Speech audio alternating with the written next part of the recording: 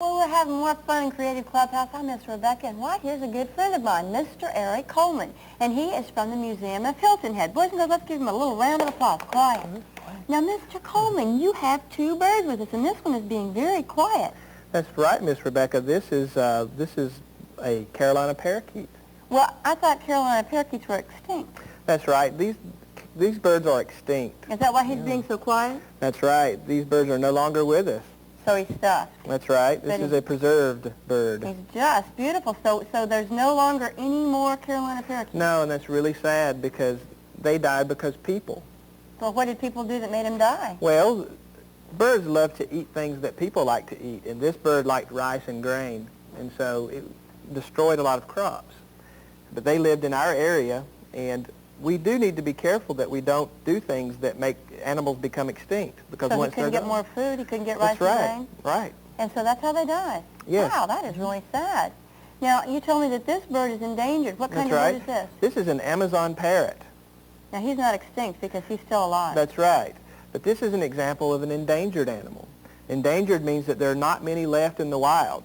And his name is Diego. Diego. And what country is he from? This bird is from Mexico. I see. Now, what does he eat? This bird eats seeds and grain. He also eats fruits and vegetables. So sort of the same thing. Well, why is he endangered? Same thing? Well, that's because people love to chop down trees and use the wood. And these birds live in trees. And so they don't have any place to live, so they have end no up place to live. being cold and not having a place to lay their eggs and what have you? That's right. Well, I think Michael's got some things he's going to try to feed him. What do you have there? What does he have right there? How about a peanut? See if he'll... Yeah. Oh, looky there. Does he just crack that shell open all by himself? He'll use his foot and hold on. Oh, great. Shoot. Now you could get him to come home and do that for you and just... That's right. Shell your peanuts for you. What a great idea. All right, now we talked about extinct birds, endangered birds, and you said that there was another category called threatened birds. That's right, and threatened means that it could be endangered. It could become endangered, and we need to be careful and keep a watch on those particular species. Maybe sort of like the bald eagle or something That's like right. that? In the 70s, the bald eagle was endangered because of chemicals that we were using, but we've done a better job, and now they're coming back, so it's only threatened now.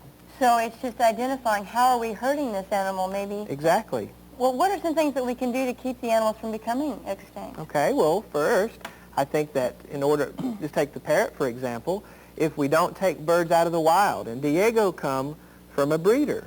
We didn't take him from the wild. Secondly, I think that we can not chop down any more trees. That way they have a place to live. Just be careful. That's right. That's wonderful. Well, now, are there any other birds that are endangered? Yes. Unfortunately, some of the other parrots are a little more endangered than this Amazon parrot. Some of the birds that live in the Caribbean and some of the macaws that live in South America are a little more threatened because there are not as many of them. Is that right? Well, what about BB guns? Does that create a problem? Well, now, you won't find these birds flying around your neighborhood, but yes, it does. I mean, birds don't like to be shot with BBs, obviously, and I think that any time that you do anything to hurt another creature is not good. No, so we don't need to use birds for target practice. That's right. All right, now tell us about this bird. When you're taking care of him, do you just keep him in a cage, or does he kind of run around your house, or what does he do? He stays in a cage at nighttime, but during the day he's free to crawl around and do what he'd like. They're very theatrical, very clown-like, and let's see, he can Whoa. his wings here. Now I have his wings clipped so that he can't fly away, and that doesn't cause any pain to the bird. Well, probably, like you said, if you buy them from a pet shop, then you know that they already have their shots and they're healthy and all of those kinds of things, too. Does he talk? Polly Well, Cracker? this is, Diego's actually a baby. He was born in October, Is that right? and he can live to be 60 years old. For goodness sake. That's right. So he's just now learning how to talk. So he will be a talking bird Yes. then? Well, what are you going to teach him to say? Well, they are mimics. In other words, they will mimic what they hear, and they actually don't understand what they're saying, but he will try to match what you're saying. Is that right? Yeah. We used to have a parrot, and whenever the phone would ring, he would always say, Yeah. hello. It was just because he heard it all the time. Well, that's wonderful. Well, I know that there's lots of other animals that are endangered besides birds. Yes. One of the animals that in our area is called the red-cockaded woodpecker. And it's a particular woodpecker that lives in the pine forest.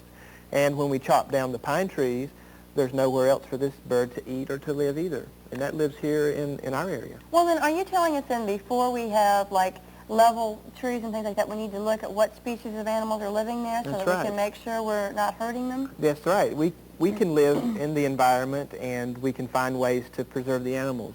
And certain species are more vulnerable than others, and we need to be aware of that. Well, I guarantee you I wouldn't like it if somebody was trying to make me extinct. So I guess we certainly shouldn't do it to anyone else. Well, Mr. Coleman, thank you so much for sharing this with us. Boys and girls, let's give a quiet round of applause. We don't want to frighten our friends. Okay, thank you so much for joining us. When we come back, we've got to take a quick break. We're going to hear from Michael C. Riley Elementary's chorus. They're going to sing a terrific song for us called Someday the World Will Be at Peace. Stay with us.